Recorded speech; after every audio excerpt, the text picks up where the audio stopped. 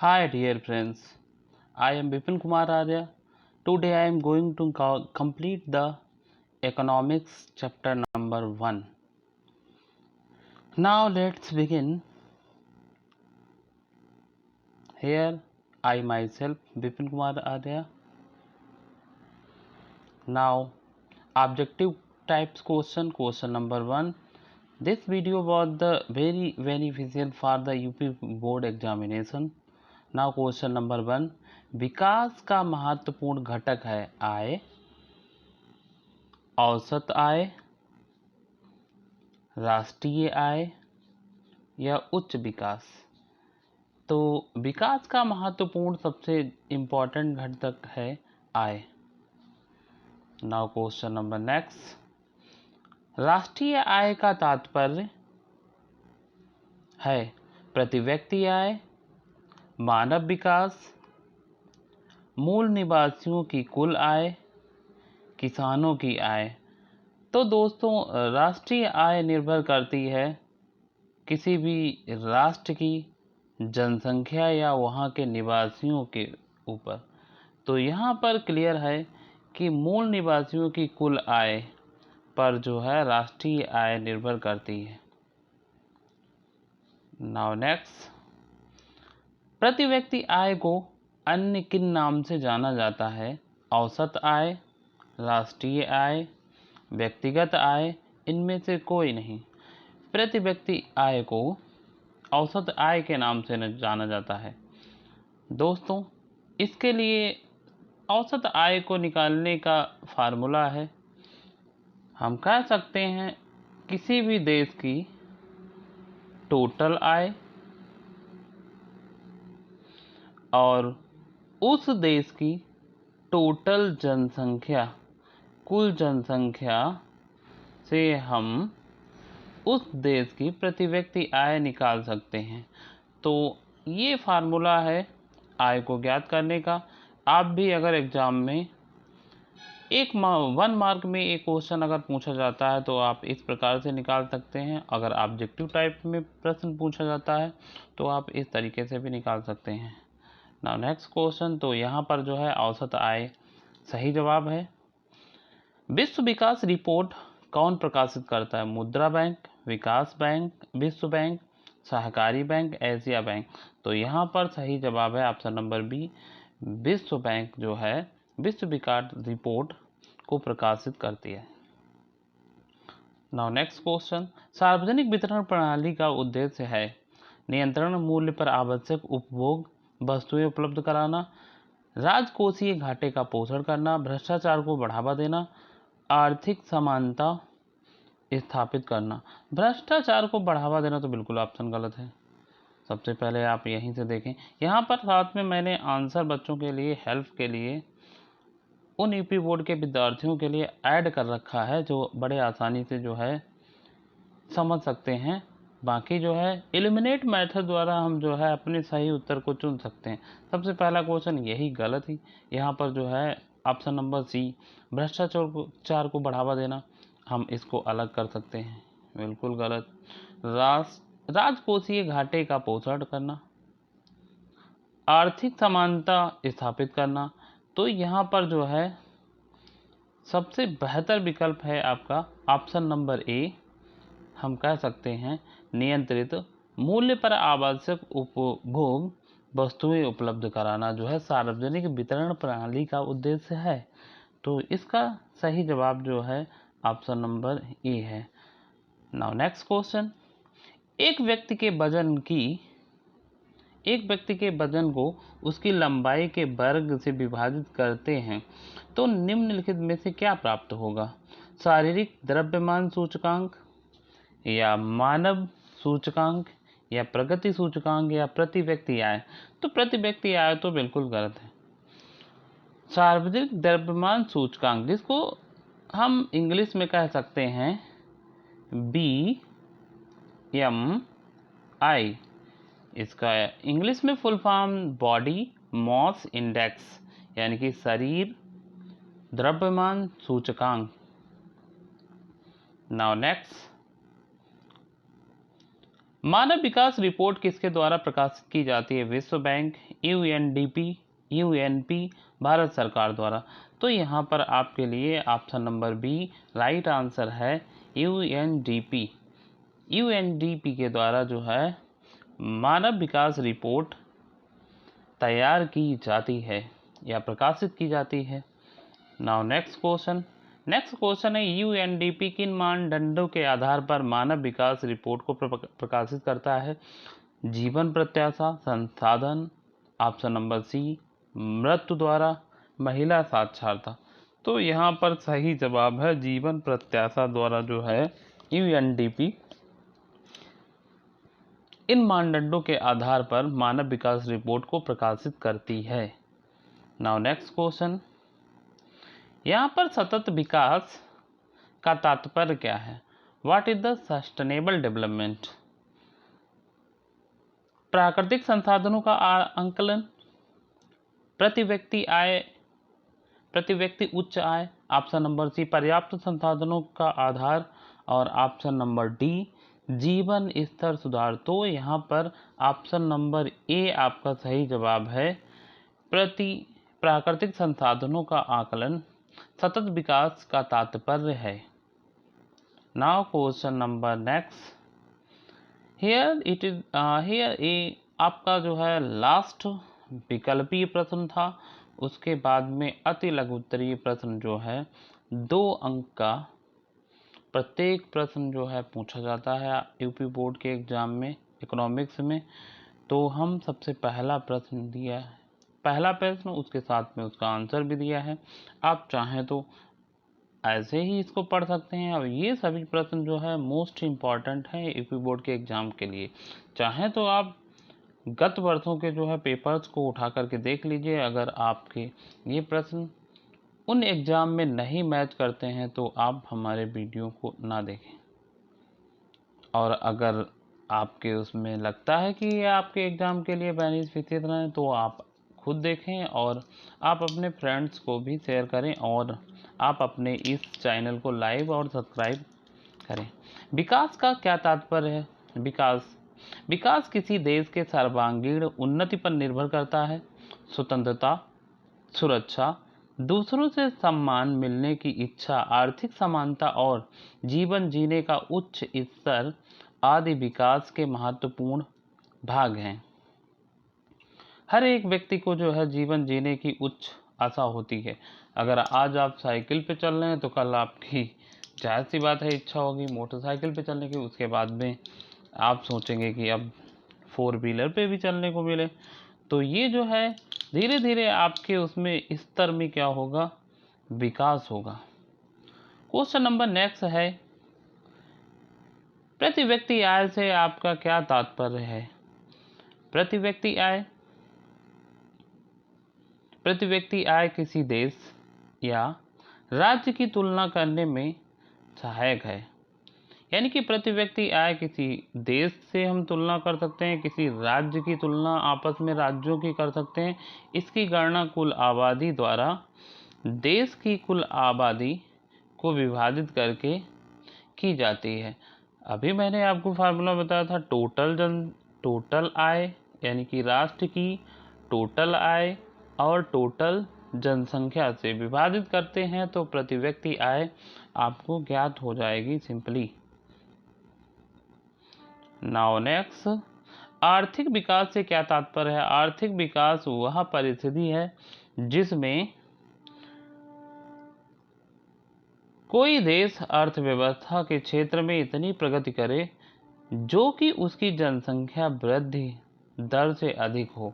इसका मतलब यानी कि कोई भी राष्ट्र है वो इतनी ज़्यादा उन्नत करे अर्थ के मामले में, इकोनॉमिक्स के मामले में, धन संपदा के मामले में, वहाँ की जनसंख्या जो है कम हो और आर्थिक खाद्यान्न, आर्थिक पैदावारी वहाँ की जनसंख्या से अधिक हो, तो जाहिर सी बात है वह देश जो है अधिक संपन्न और धनी होगा, और वहाँ के निवासी भी जो है अधिक से अधिक क्या होंगे, धनी होंगे।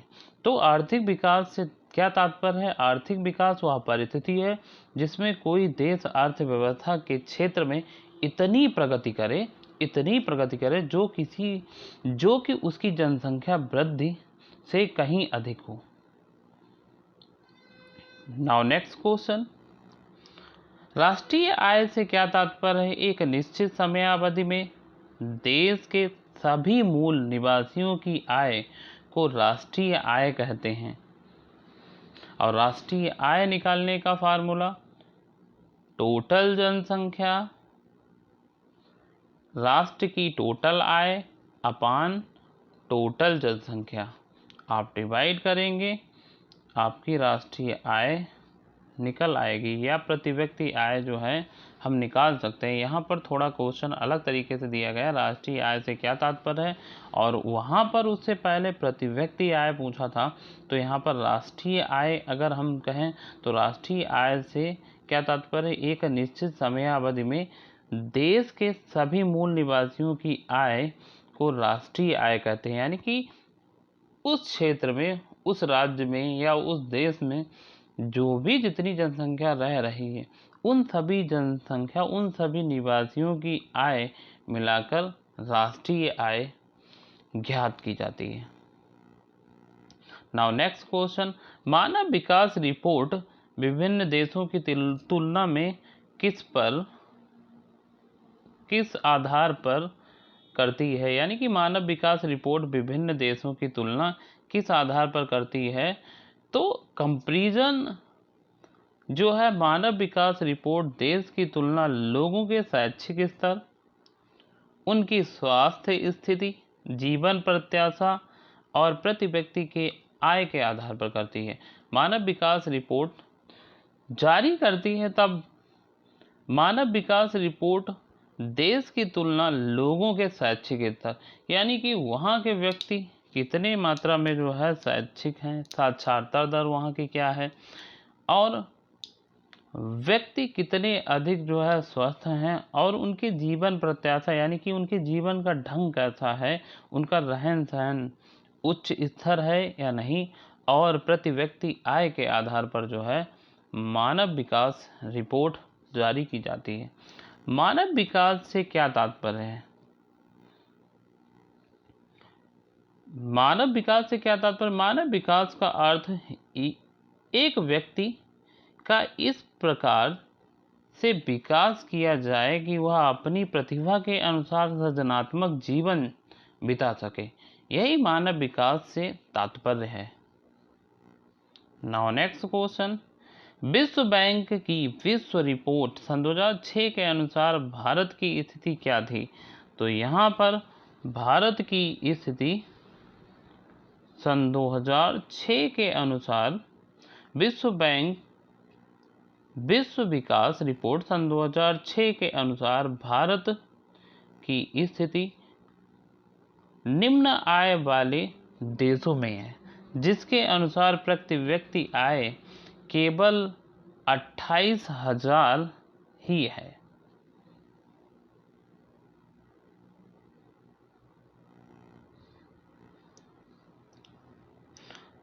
तो विश्व विकास रिपोर्ट के अनुसार सन 2006 के अनुसार भारत निम्न आय वाला देश है। तो ये आय जो है बहुत ही कम है, जिसके अनुसार प्रति व्यक्ति आय केवल 28,000 रुपये ही है, जो कि एक वार्षिक औसत है। नाउ नेक्स्ट क्वेश्चन, तीनों स्तरों के लिए सकल नामांकन अनुपात का क्या अर्थ है? प्राथमिक स्कूल, माध्यमिक स्कूल और उससे आगे उच्च शिक्षा नामांकन अनुपात का कुल योग तीनों स्तरों के लिए सकल नामांकन अनुपात होता है।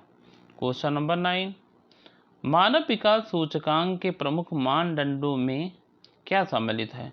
मानव विकास सूचकांक के प्रमुख मानदंडों में शिशु मृत्यु दर, प्रति व्यक्ति आय, जीवन प्रत्याशा तथा निबल उपस्थिति अनुपात सम्मिलित है। क्वेश्चन नंबर 10, विश्व विकास रिपोर्ट सन 2016 के अनुसार विकसित देशों की आय क्या निर्धारित की गई है?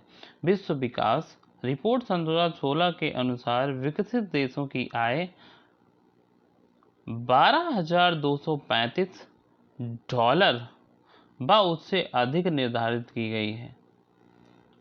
भारत के किस राज्य में शिशु मृत्यु दर सबसे कम है? तो जहाँ पर सबसे ज़्यादा साक्षरता होगी वहाँ पर जो है सबसे कम शिशु मृत्यु दर होगी। तो सबसे अधिक अगर देखा जाए तो भारत का साक्षरता वाला राज्य केरल है। तो केरल में शिशु मृत्यु दर बहुत ही कम है। वर्ष सन 2011 की जनगणना के अनुसार भारत का साक्षरता प्रतिशत क्या था? वर्ष सन 2011 की जनगणना के अनुसार भारत का साक्षरता प्रतिशत 74.04% है। दोस्तों, प्रति 10 वर्ष में जनसंख्या की गणना की जाती है। सन 2021 के आंकड़े जो है आने ही वाले हैं। मानव विकास रिपोर्ट कौन तैयार करता है? मानव विकास रिपोर्ट संयुक्त राष्ट्र विकास कार्यक्रम तैयार करता है। क्वेश्चन नंबर 14, मानव विकास सूचकांक में कौन सा दक्षिण एशियाई देश प्रथम स्थान पर है? मानव विकास सूचकांक में श्रीलंका 73वां स्थान विश्व में प्राप्त किया है और दक्षिण एशियाई देश में अगर देखा जाए तो श्रीलंका जो है मानव विकास सूचकांक में प्रथम नंबर पर है। इंग्लिश में हम इसको ह्यूमन डेवलपमेंट इंडेक्स कह सकते हैं। BMI का पूर्ण रूप बताइए। तो BMI बॉडी मास इंडेक्स शरीर द्रव्यमान सूचकांक। इंग्लिश मीडियम वाले student BMI body mass index लिख सकते हैं और हिंदी मीडियम के स्टूडेंट शरीर द्रव्यमान सूचकांक लिख सकते हैं। लेकिन हिंदी मीडियम के स्टूडेंट इंग्लिश में भी लिख सकते हैं और हिंदी में भी लिख सकते हैं। If they are capable to write, they have to the capacity to write the English language. मानव विकास सूचकांक की अवधारणा का प्रतिपादन किसने किया था? मानव विकास सूचकांक की अवधारणा का प्रतिपादन महमूद उल हक, जो कि पाकिस्तान के सबसे विद्वान अर्थशास्त्री थे। इन्होंने जो है मानव विकास सूचकांक की अवधारणा का प्रतिपादन किया था, महमूद उल हक। तो ये नाम आप याद रखिएगा। भारत में किस राज्य में साक्षरता दर सबसे कम और सबसे अधिक है? तो भारत में सबसे कम साक्षरता वाला राज्य बिहार 63.82 यानी कि 63.82%। और सबसे अधिक साक्षरता वाला राज्य केरल 93.9% यानी कि हम कह सकते हैं 93.91 यानी कि 93.91। क्वेश्चन नंबर 18, मानव विकास सूचकांक सन 2018 में भारत का स्थान क्या है? मानव विकास सूचकांक सन 2018 में भारत का स्थान 130वां है। प्रति व्यक्ति आय और किस नाम से जाना जाता है? यानी कि प्रति व्यक्ति आय को और किस नामों से जान सकते हैं? तो प्रति व्यक्ति आय को औसत आय के नाम से भी हम जान सकते हैं। क्वेश्चन नंबर 20, विश्व विकास रिपोर्ट कौन प्रकाशित करता है? तो विश्व विकास रिपोर्ट विश्व बैंक प्रकाशित करता है। क्वेश्चन नंबर 21, विभिन्न देशों या राज्यों की तुलना का आधार क्या है? तो हम कह सकते हैं विभिन्न देशों या राज्यों की तुलना का आधार आय है। आय के माध्यम से ही हम देशों की भी तुलना दूसरे देशों से कर सकते हैं और राज्य की भी तुलना जो है अन्य अपने आसपास के पड़ोसी राज्यों से कर सकते हैं। तो आय जो है एक मोस्ट इम्पॉर्टेंट फैक्टर होता है to divide to compare the other states और अदर नेशंस।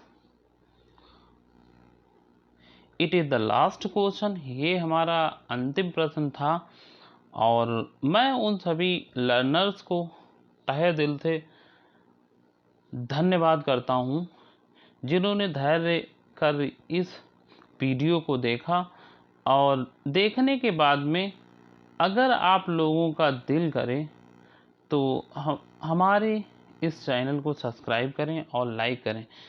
इसके लिए many thanks to all of you.